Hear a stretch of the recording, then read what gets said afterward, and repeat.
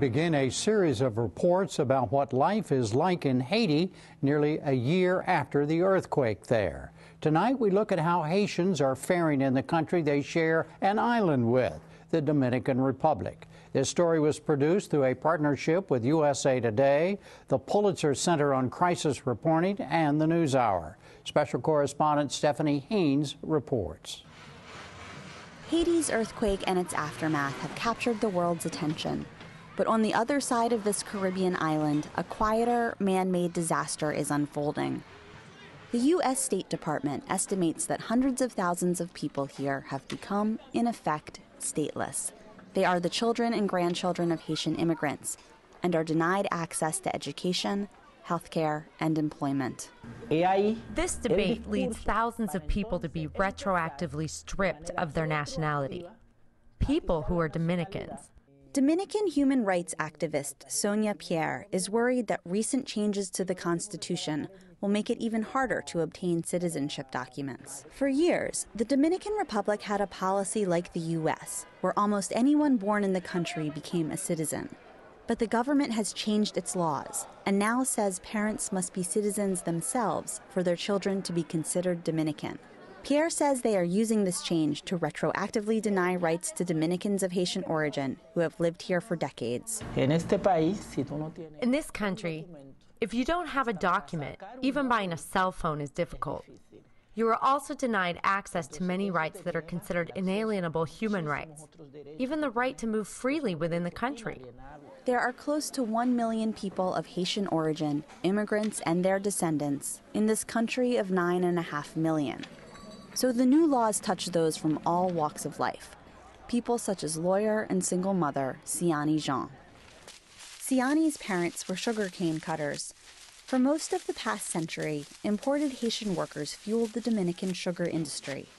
They lived in impoverished communities called bateys, and their children, born on Dominican soil, were considered Dominican. Siani was one of these children.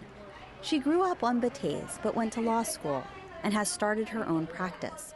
She's working out of a friend's beauty salon until she can pay for a proper office. This is the office.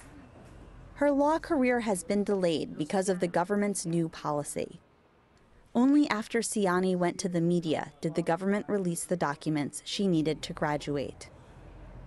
Today, Siani is going to the civil registry to again test her rights as a Dominican citizen.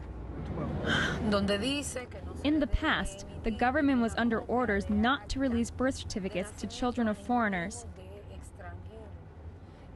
My ID card, my passport, all say I'm Dominican, so I don't know why there is a problem. This is the first time I have requested a copy of my birth certificate since the new constitution was approved.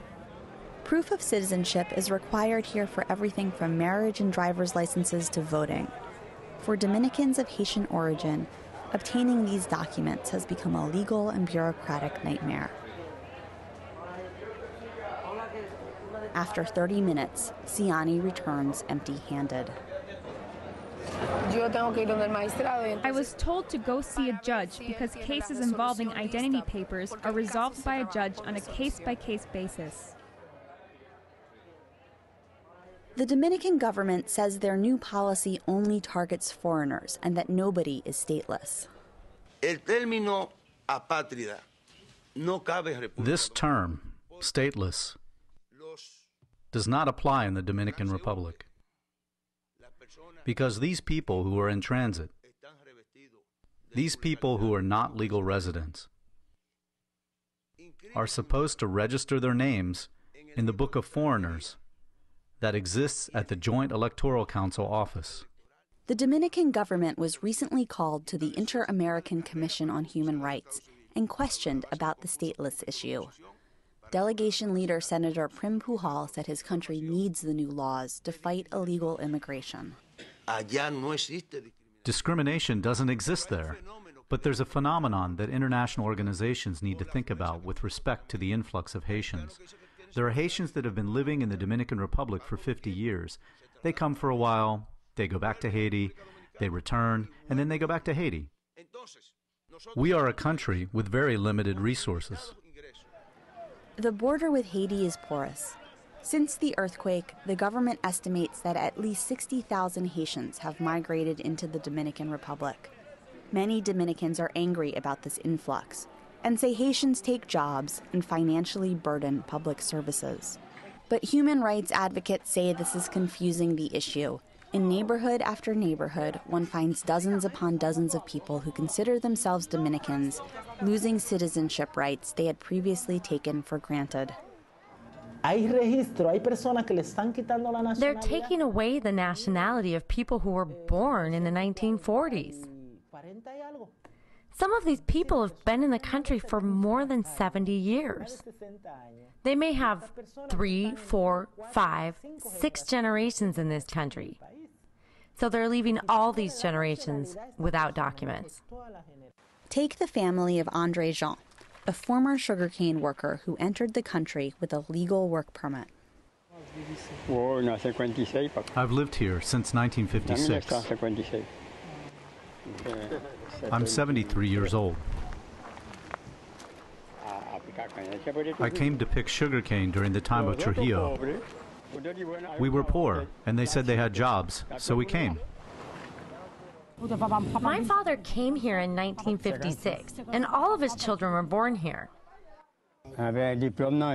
Those diplomas are from my children. When they move out of the house, they leave their diplomas here on the wall. Hello. Andre's children were born and grew up in the Dominican Republic. 2 of his sons joined the Dominican police force. One died in the line of duty, clearing traffic for a presidential motorcade. Now, because of the new policies, the government says they are not citizens. It's been 4 years since my kids graduated from high school. But they can't go to university because each time I go for papers, they don't want to give them to me. I felt bad. I felt like a nobody. I was born here. They shouldn't be able to deny my documents. With these documents, I could get into university and get any type of a job.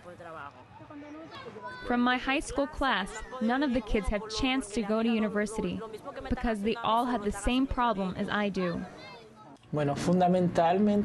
Fundamentally, for us, having an ID card is the beginning of the right to have rights. Visit our website for more coverage of life in Haiti 1 year after the earthquake. There are also links to the USA Today and Pulitzer Center series.